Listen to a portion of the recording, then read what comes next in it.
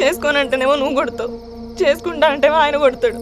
నీ ఇద్దరు పొత్తులో నేను చేస్తున్నా. Watch our film Raju vs. Rambai with extended cut, streaming now only on ETV Win.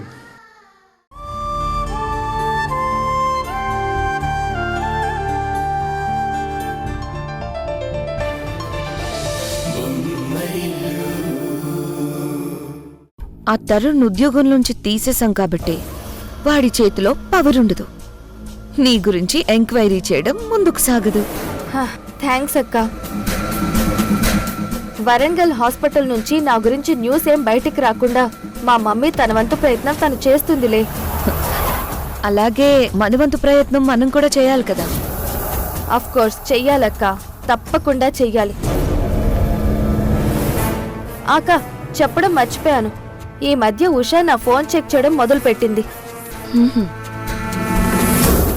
నేను ఎవరితో మాట్లాడుతున్నానో తెలుసుకోవాలనే ప్రయత్నం చేస్తుంది. అవునా? తెలుసుకుని ఏం చేస్తుందట? అది ఏమైనా చెయ్యగలదక్క. ఎందుకైనా మంచిదని నేను నీతో గాని మమ్మీతో గాని ఫోన్ మాట్లాడగానే కాల్ లిస్ట్ లో నుంచి మీ నెంబర్లు డిలీట్ చేస్తున్నాను. ఓకే, నువ్వు నాతో గాని మీ మమ్మీతో గాని మాట్లాడేటప్పుడు కొంచెం వెనుక ముందు చూసుకొని మాట్లాడు. అలాగే అక్క, ఉంటాను. Good night. Good night. Tarun ఇప్పట్లో డ్యూటీలో చేరడు కాబట్టి ఇంకా వరంగల్ గురించి పెద్దగా టెన్షన్ పడాల్సిన అవసరం లేదు. మనస వాచ కర్మన నీ మీదే భారం వేశాను స్వామి. మా వారి నిజాయితీని నువ్వే నిరూపించాలి. మళ్ళీ ఆయన ఉద్యోగంలో చేరేలా చెయ్యాలి.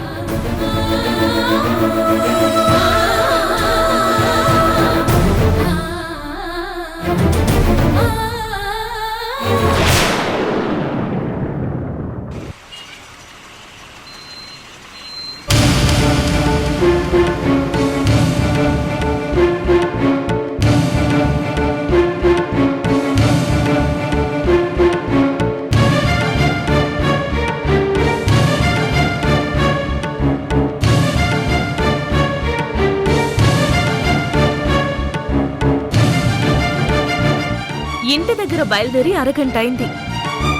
అరగంటలో 6 సార్లు అడిగాను ఎక్కడికి తీసుకెళ్తున్నారు అని. వెళ్ళాక తెలుస్తుందంటున్నావు తప్ప ఎక్కడికి వెళ్తున్నామో మాత్రం చెప్పట్లేదు. నీకిష్టమైన చోటుకే వెళ్తున్నాం. ఇష్టమైన చోటుకా? ఎక్కడికి? నాతో కలిసి నీకెక్కడికి వెళ్ళడం ఇష్టం? సినిమాలకి, షికార్లకి, షాపింగులకి, రెస్టారెంట్లకి, ఇలా ఎక్కడికైనా మీతో కలిసి వెళ్ళడం నాకు చాలా ఇష్టం. ఇప్పుడున్న పరిస్థితిలో మాత్రం మీతో కలిసి గుడికి వెళ్ళాలనుకుంటున్నాను. ఆ దేవుడు తప్ప మన సమస్యని ఎవరూ పరిష్కరించలేరు కదా. అందుకే ముందు నిన్ను గుడికి తీసుకెళ్దాం అనుకుంటున్నాను. రాత్రి నువ్వు దేవుడి ఎదురుగా కూర్చుని ఎంత బాధపడ్డావో నేను చూశాను. నీ మనసుకి కొంచెం ఉపశమనం కలిగించాలంటే నిన్ను గుడికి తీసుకువెళ్లాలనే అర్థమైంది. అందుకే ముందు గుడికి వెళ్ళి, ఆ తర్వాత రెస్టారెంట్కి వెళ్ళి, ఆ తర్వాత షాపింగ్కి వెళ్ళి, ఆ తర్వాత ఇంటికెళ్దాం.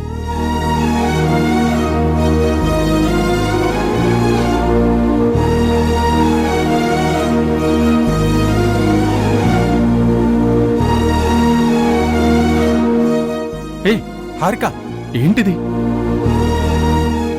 ఏ పెళ్ళామైనా తనకిష్టమైన ప్లేస్లకి తీసుకెళ్ళకపోతే ఏడుస్తుంది. నువ్వేంటి నీకిష్టమైన ప్లేస్లకి తీసుకెళ్తుంటే ఏడుస్తున్నావు? తప్పు చేసినప్పుడు ఏడవక తప్పదు కదా. నువ్వేం తప్పు చేసావు? నువ్వు నా గురించి ఇంతలా ఆలోచిస్తుంటే నేను నీ గురించి, మన ఇంటి గురించి ఆలోచించకుండా మీ విషయాలు, ఇంటి విషయాలు మేకనక్కకి చెప్పేశాను. అలా చెబుతూ శ్రీవాణి కేసు విషయంలో నువ్వు ఎంత సీరియస్ గా ఉన్నావో కూడా చెప్పేశాను. ఇలా ఇంటి విషయాలు, నీ ఉద్యోగానికి సంబంధించిన విషయాలన్నీ అలా తనకి చెప్పేయడం నా తప్పే కదండి. అది నీ తప్పు కాదు, నీ అమాయకత్వం. దేవుడు క్రిమినల్స్ చేసే తప్పులు క్షమించడు గాని అమాయకత్వంతో చేసే తప్పుల్ని క్షమిస్తాడు. నువ్వు కోరుకున్నట్టుగా నువ్వు పూజించే దేవుడే మన మీద దయ చూపిస్తాడు. నేను నిర్దోషిని అని నిరూపించుకోవడమే కాకుండా అసలు దోషుల్ని చట్టానికి పట్టించేలా దారి కూడా నాకు చూపిస్తాడు. నేను కూడా ఆ నమ్మకంతోనే ఉన్నాను. ఖచ్చితంగా దేవుడు మనకేదో ఒక దారి చూపిస్తాడు.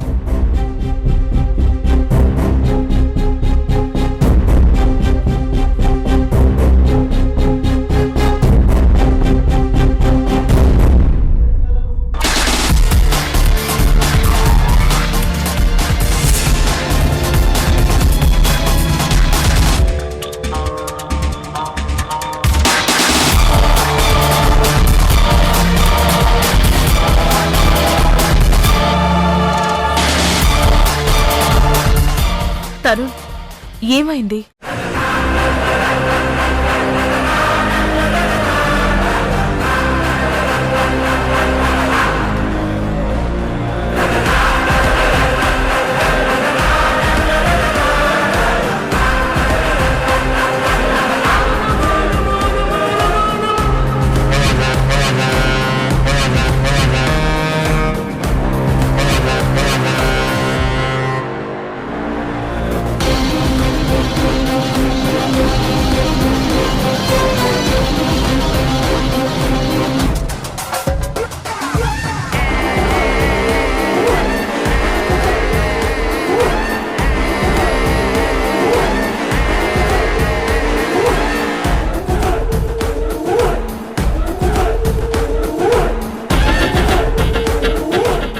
Hello my dear sister.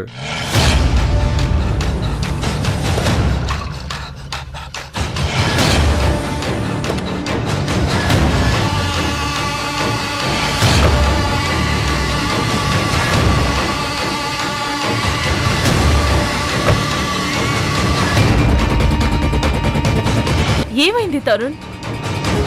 చెప్తాను, నువ్వు పద. తరుణ్,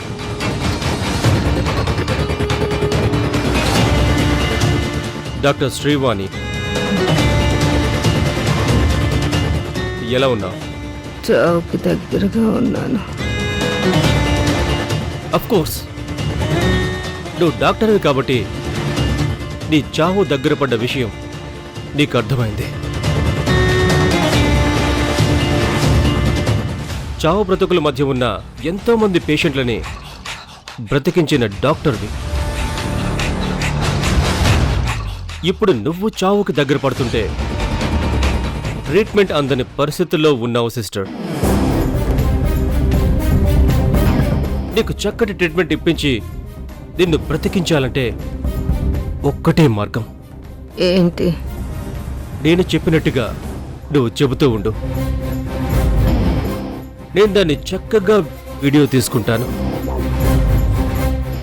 దాన్ని ఎలా వాడాలో అలా వాడుకుంటాను. నిన్ను హాస్పిటల్కి తీసుకెళ్లి బ్రతికిస్తాను. ఏమంటావు సిస్టర్? ఎప్పుడూ చెప్పే మాటే చెప్తాను.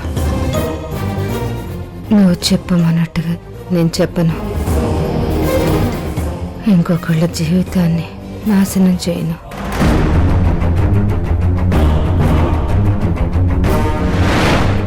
నువ్వు చెప్పమన్న అబద్ధాలన్నీ చెప్పి మేఘనకి మంచి చేస్తూనే చాలా మందికి చెడు చేశాను. నేను చచ్చినా పర్వాలేదు, ఇంకా నేను ఎవరికి చెడు చేయను. చెయ్యకపోతే చస్తావు.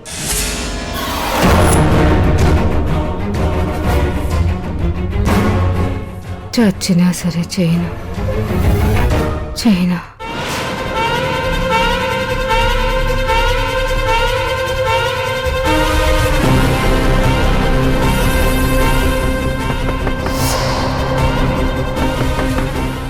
ఎవరొచ్చుంటారు?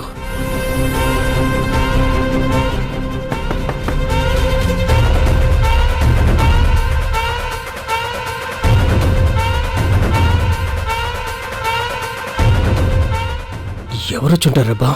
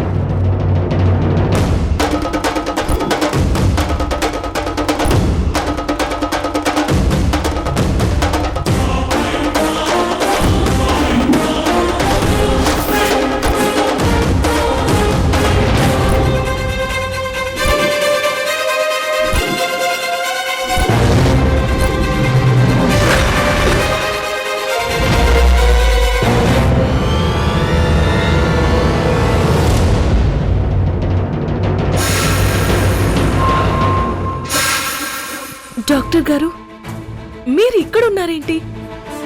నేను ఈ పరిస్థితి ఉండడానికి కారణం నేను చేసిన పాపం. నీ విషయంలో, ఉష విషయంలో నేను చాలా పాపం చేశాను. తప్పనిసరి పరిస్థితుల్లో మేఘన చెప్పినట్టు చేసి నీ మీద నింద వేయాల్సి వచ్చింది. ఇప్పుడు నువ్వు బయటకెళ్ళి ఐఎమ్ రియల్లీ సారీ, మీ కోడలికి అబోర్షన్ అయ్యింది, ఫీల్ అవ్వకండి అని చెప్పు. నా మీద ఉన్న సింపతిని హారిక మీద శత్రుత్వంగా మార్చేద్దాం. నాకు అబోర్షన్ అయ్యే టాబ్లెట్స్ ఒకటి కలిపేద్దాం. ఈ టాబ్లెట్ ఎవరిచ్చారు? దీనివల్లే అబోర్షన్ అయిందన్న న్యూస్ బ్లాస్ట్. హారికను ఎందుకు మేడం ఇరికించడం? తను మిమ్మల్ని చాలా కేరింగ్ గా చూసుకుంటుంది కదా. నువ్వు ఎక్కువ ఆలోచించకుండా చెప్పింది చెయ్యి.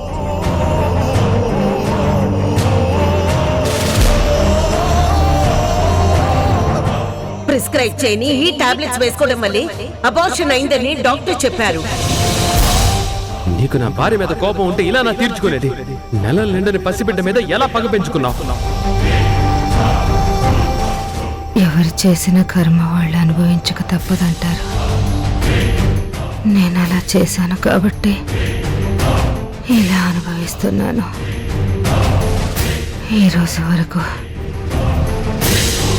నాకు ఒకే ఒక్క భయం ఉండేది,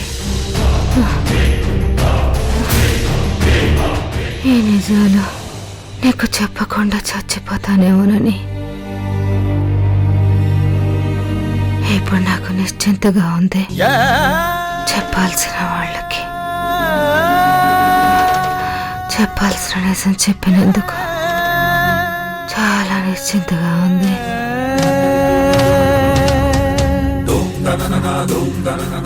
దయచేసి నన్ను క్షమించండి. అయ్యో డాక్టర్, డాక్టర్, డాక్టర్, డాక్టర్ లేవండి, లేవండి doctor, doctor, doctor.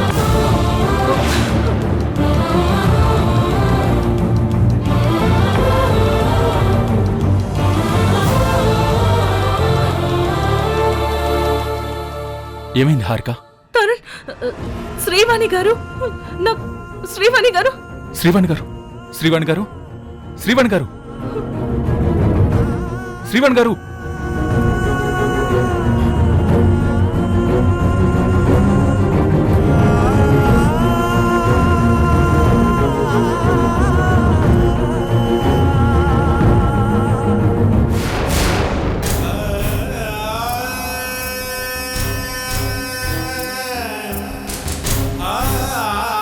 Oh my God.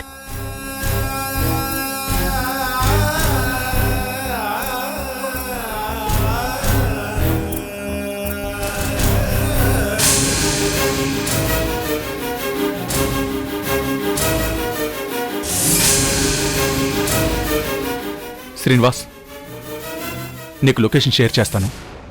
అర్జెంట్గా అంబులెన్స్ పంపించు. అలాగే సార్.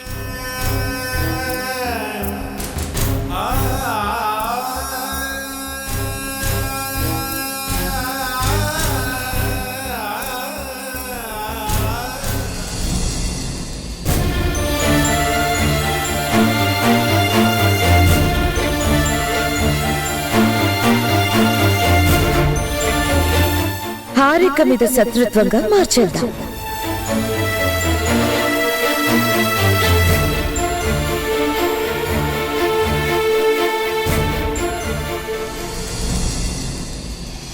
Breaking news. కిడ్నాప్ అయిన డాక్టర్ శ్రీవాణి కొన్ని నెలల తర్వాత ఒక అపార్ట్మెంట్ లో శవంగా మారి కనిపించింది. అసలు డాక్టర్ శ్రీవాణిని హత్య చేశారా, లేక ఆల్రెడీ యాక్సిడెంట్ అయ్యి కోమాలకి వెళ్లి వచ్చిన తనకి ట్రీట్మెంట్ అందక చనిపోయిందా? ఆ వివరాలు తెలియాల్సి ఉంది. అమ్మా అమ్మా, తొందరగా రా. ఏవేం రెన్ను? డాక్టర్ శ్రీవాణి గారు చనిపోయారంటమ్మా. టీవీలో న్యూస్ వస్తుంది. యాక్సిడెంట్ గురై హాస్పిటల్లో చేరిన శ్రీవాణి ట్రీట్మెంట్ జరుగుతుండగానే అదే హాస్పిటల్ నుంచి కిడ్నాప్ అయ్యారు. అప్పటి నుంచి కిడ్నాపర్స్ కోసం పోలీసులు గాలిస్తూనే ఉన్నారు. కిడ్నాపర్ ఒక అపార్ట్మెంట్ లో ఉన్నారని తెలిసి పోలీసులు అక్కడికి వెళ్లారు. డాక్టర్ శ్రీవాణిని కార్తిక్ ఎందుకు కిడ్నాప్ చేశాడు? దీని వెనుక ఇంకా ఎవరెవరున్నారు? శ్రీవాణికి తెలిసిన రహస్యాలేంటి? తన బ్యాక్గ్రౌండ్ ఏంటి అనే కోణంలో పోలీసులు ఎంక్వైరీ చేస్తున్నారు. కంపతీసి కార్తిక్ గారు దొరికేశాడా ఏంటి? పోలీసుల నుంచి తప్పించుకుని ఆ కిడ్నాపర్ పారిపోయాడని తెలిసింది.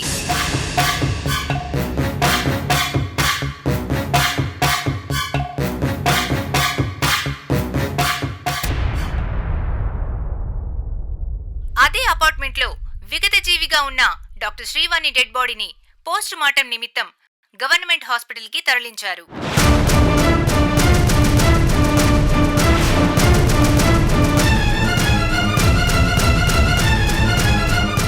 తను సస్పెండ్ అయినప్పటికీ కూడా కిడ్నాపర్ ని పట్టుకోవడానికి ప్రయత్నించిన ఏసీపీ తరుణ్ సిన్సియారిటీని పలువురు అభినందించారు.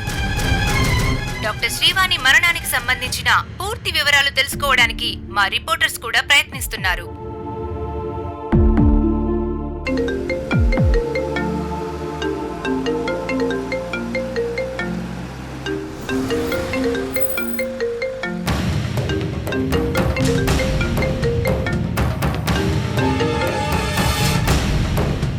ఉషా, హలో బావగారు, ఏంటి షాకింగ్ న్యూస్? డాక్టర్ శ్రీవాణి. నాకు అదే బాధగా ఉందమ్మా. అక్కడికి వెళ్ళి కూడా నేను తన ప్రాణాలు కాపాడలేకపోయానని బాధగా ఉంది. డాక్టర్ శ్రీవాణి ఆచూకీ దొరికితే మేఘన చేసిన ఘోరాన్ని నిరూపించొచ్చు అనుకున్నాను. మేఘన అక్క బతికిపోయింది. ఈ న్యూస్ ఇప్పటికే అత్తయ్య గారి వాళ్ళు కూడా టీవీలో చూసుంటారు. మేఘన అక్క శ్రీవాణి ద్వారా చెప్పించిన అబద్ధాలు, హారిక అక్క మీద చేసిన నిందల గురించి అత్తయ్య గారికి మావయ్య గారికి చెప్పొద్దు బావగారు. ఇప్పుడున్న పరిస్థితుల్లో ఆ విషయాలన్నీ కూడా బయటపడితే తట్టుకోలేరు. అలాగేనమ్మా, ఉంటాను.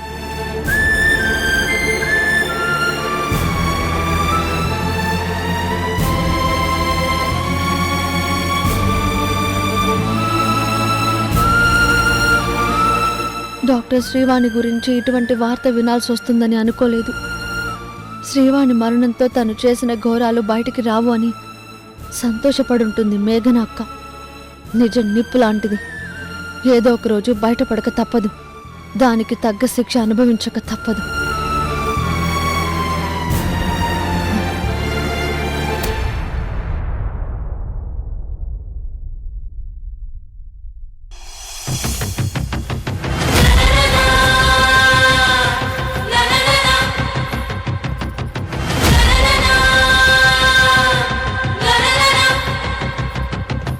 నా మీదున్న సింపతిని హారిక మీద శత్రుత్వంగా మార్చేద్దాం. నాకు అబోర్షన్ అయ్యే టాబ్లెట్స్ ఒకటి కలిపేద్దాం. ఈ టాబ్లెట్ ఎవరిచ్చారు? దీనివల్లే అబోర్షన్ అయిందన్న న్యూస్ బ్లాస్టింగ్. హారికను ఎందుకు మేడం ఇరికించడం? తను మిమ్మల్ని చాలా కేరింగ్ గా చూసుకుంటుంది కదా. నువ్వు ఎక్కువ ఆలోచించకుండా చెప్పింది చెయ్యి.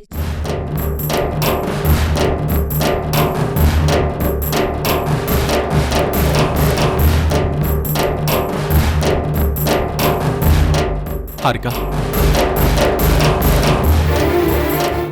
హారిక, హారిక.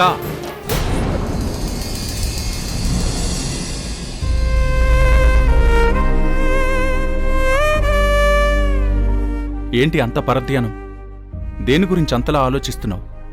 శ్రీవాణి విషయం నాకెందుకు చెప్పలేదు? ఏ విషయం?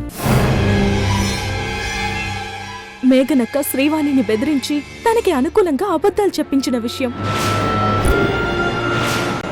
చావు బతుకుల్లో ఉన్న శ్రీవాణిని ఉష కాపాడి హాస్పిటల్లో చేర్పించిన విషయం. ఇవన్నీ నీకెవరు చెప్పారు? శ్రీవాణినే చెప్పింది.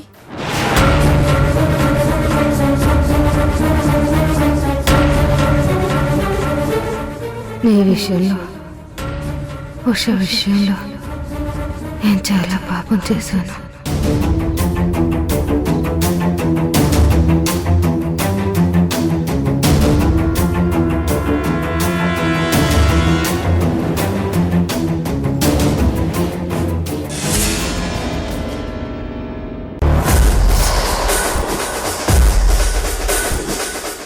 ఇన్నాళ్ళు మేఘనానే పిచ్చి పట్టింది. ఈ రోజే ఆ పిచ్చి వదిలింది. నువ్వు నెల తప్పకుండానే గర్భవతిలా అందరినీ నమ్మించి నా వల్ల అబార్షన్ అయిందని అబద్ధం చెప్పించి నన్ను నలుగురిలో దోషిని చేస్తావు. మేఘనని చెంపదెబ్బ కొట్టావా? నిజానికి మేఘనక్క చేసిన దానికి కొట్టాల్సింది చెంపదెబ్బలు కాదత్తయ్య, చెప్పు దెబ్బలు కొట్టాలి.